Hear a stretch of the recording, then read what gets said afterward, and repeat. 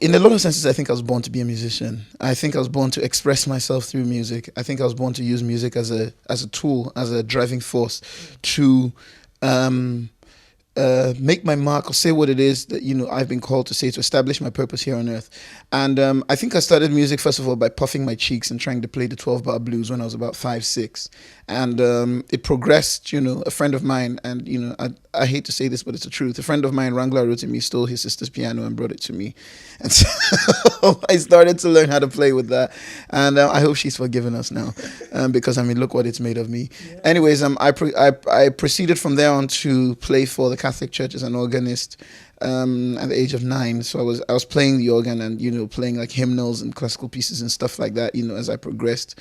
I think my entry into the music industry, I got it. I had been creating materials for advertising agencies, but then the whole story began when I met Big Bamo, from Maintain.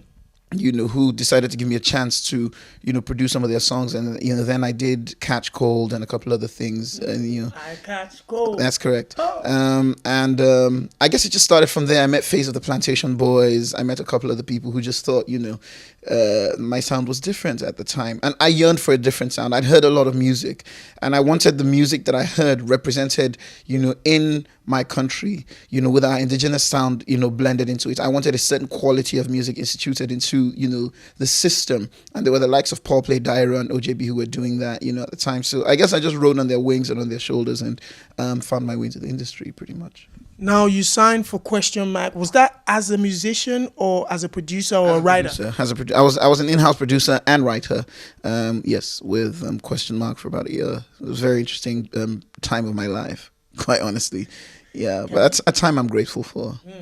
And that was where you met a couple of people. Like, was that where the union between yourself and Asha came to be as well? I actually, I know regrettably in a sense, I actually took Asha to Queston Mark, quite honestly, because both of us had been friends before, Queston Mark came into the scene.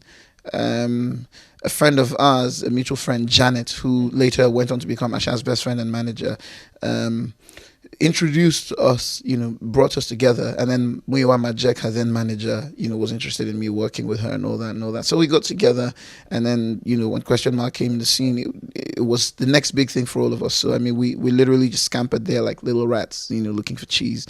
So we were in there, until, that was a transition point of our lives, and then we moved on. Asha moved on to Naive in France. I moved on to start my own business, which is Cobhams Asuquo Music Productions. And, yeah.